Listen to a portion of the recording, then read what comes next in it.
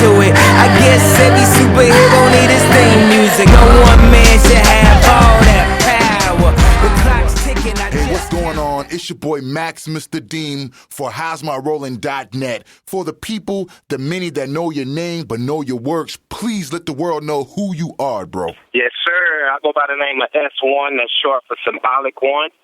I'm a music producer. I've been producing for about 13 years now, and that's about 5 years full-time as a career. And, man, it's just a blessing to be in the situation that I'm in right now. You know, God really put me in this position. Yes, sir. To really just inspire the world with my music and my creativity. So, all right. Yeah. So I'm going to ask you, what and who are your inspirations, and how do they make you do what you do? Well, my inspirations, of course, my family plays a big part in that. You know, I have a really great support team around me, you know, from my wife, my boys, to my parents. You know, so I would say they're a big inspiration to me. And then also I have a lot of musical inspirations as well. You know, I listen to a lot of old classic 70s records. Yes, sir. You know, from like your Marvin Gaye to your Earth, Wind and Fire, wow. etc. So that you know, just listening to records, that's a big inspiration to me. And then there's a lot of other things, you know, just experiences that brings inspiration, and you know, movies as well, other music, movies. You know, just the whole, every aspect of living life brings me inspiration. Man, that's great. Now, we understand that you play a little bit. Do you play a little bit of sax and a little bit of piano, stuff like that? Well, I played alto sax. I started playing alto sax back in 6th grade, and I played all the way up till, you know, I guess a little after high school. So I do have that background. You know, and then also I play a little bit of keys. A lot of people think I'm just like this straight musician dude, but right. I actually get my program with my programming. It kind of makes up from, you know, what I don't know, and you know, as far as key wise. So I can dabble around. I know chords. I know what sounds good, and that's I can crazy. Make it sound like I can play better than what I can. That's real funny, man, because that's two things in common already, man, because, you know, I've been producing myself for a few years. That's really funny because I was playing alto sax in 6th grade, except I was crashing my bike on the way home. So, you know what I'm saying? So I put it down because the dudes was clowning me. But anyway, that's cool, man. Like I say, with my programming, I'm able to make up. And then, like, now I have a team. So I have a keys player. I have people that really specialize in their craft. Right. And, you know, when I put it together, it's just beautiful music. Man, that's crazy. Now, let me ask you now, like I said, I've been producing and engineering for some time now, and you know what question's about to come out at you, right? Now, they all want to know, for all the upcoming producers out there, what are you using to make those cold beats? Like, for example, my two favorite things to use is a motif excess and reasons for, you know, whatever I might use to record it with. Now, what do you use?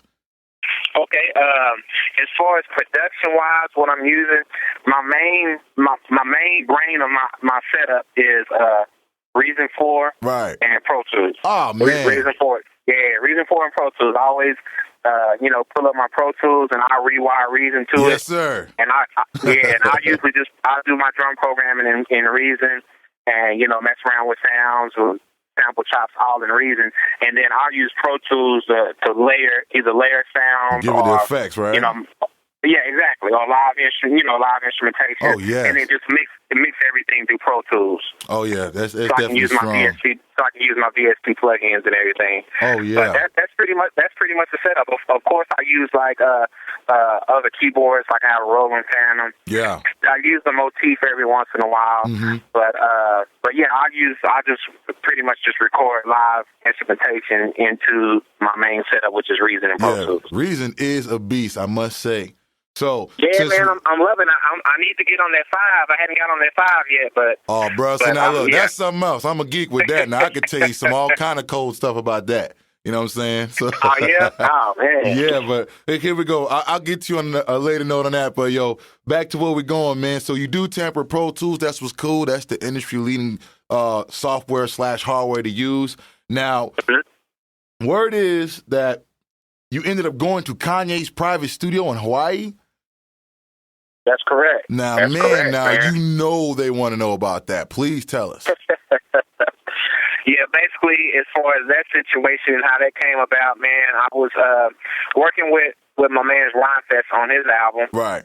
So I wound up producing like 4 songs on his album, El Che. Mm-hmm. So he was in Hawaii working with Kanye on Kanye's album, doing some writing and stuff. Right. So he happened to play some of my beats to Kanye in the studio. Right. And I guess Kanye came across that beat. So, you know, Kanye was blown away by that beat. So as we all were. Yeah. Ron Fest sent me a text and he was like, "Yo, Kanye is loving that beat. He said he's about to change your life." So 2 days later, I was getting my itinerary that they was flying me out, you know, to Hawaii that day. Right. So I flew out there, man, and got to, work in the studio with him for about 2 weeks. Mm-hmm. And, make music and really just really be involved in the sound and creating the texture and all that good stuff, and just seeing him work and working on some stuff together. So it was a beautiful thing, man. It was a really beautiful thing. Sounds like a blessed event, brother. Oh man, it was. Hey man, look, what's cool about you so far, man? You seem like a really humble dude, man. So we all want to know, where you from, man? I'm from Waco, Texas, man. Yeah. I was born and raised in Waco, and I've been here in Dallas for about 10 years now. I was out in San Antonio for a little bit doing some music, man. That's crazy. Okay, yeah, I have family in San Antonio. Oh, word, okay. All right. Yeah. Now, we also want to know, who all have you worked with? Who have you been producing for that, give us a little bit of history on that. Okay, some artists I've been working with, of course, Kanye West, Ron Fest, Erykah Badu, Rod Digger, Inspector Deck, and Ghostface from the Wu-Tang. Yeah. Who else? Like Yazara, Darian Brockington. Man, so many people. I see that. That's good, man. That's awesome, man. That's awesome. That definitely is awesome. Man. Well, now, as far as the people you have worked on, what projects are you currently working on that you're allowed to speak about? Okay. I'm of course working with Kanye, helping him finish his album. Right. And then I'm working with a lot of good music artists now, from Common to Pusha T, from the Clip. Yes, sir. Working with him. I'm working with like Talib Kweli. I got like 4 or 5 on his new album that he's working on. Well, man, it's been so many people hit me up, dude. Like after that joint, a lot of labels, like a lot of the Def Jam roster I'm working on stuff for. Yeah, man, sounds like you got a lot on your plate, brother. Yeah, I really do. And then a lot of stuff, a few things that's in the work that I really, like you said, I really can't speak on. Correct. That you said earlier. Correct. But, hopefully in the next couple weeks I'll be able to confirm those as well. Well, that's what's up, man. Well, I'm gonna close it out real soon. So I'm gonna just ask you this right quick. Where do you see yourself in the next 5 years, man? In the next 5 years, man, prayerfully I can just keep progressing artistically or creatively. I want to continue to evolve my music, to evolve. I want to continue to grow as a person, right? And even besides the music, I just want to continue to grow. Whether it be, continue to growing as a father and as a husband and as a Christian. Oh, that's cool, because I got family too, brother. I understand that. Kids first. Yeah, yes, sir. Yes, sir. I just want to grow as a person as a whole, every aspect, from my music to everywhere and wherever God takes me. I just want to be prepared to go into places wherever He's going to take me to. Okay. Well, that sounds really good, man. So I guess I'm going to close it out like this. Any words or advice you can give to any upcoming producers that's trying to do their thing, man, and get successful? Yeah, man. I mean, just I can tell them, I can give them some advice based on my situation. What I've always done. Of course, I always keep God first, and I always acknowledge His works and His blessings. Yes, sir. So I think that's very important. Yes. Secondly, make sure you work on your craft. Make sure that your craft is, before you even start sending the people and sending the labels or trying to get placements, make sure that your stuff is able to compete with, things that's already in the underground or the mainstream. For sure. Make sure your craft and your material is polished enough where to be able to stand out. When you're competing against these other people that's your competitors.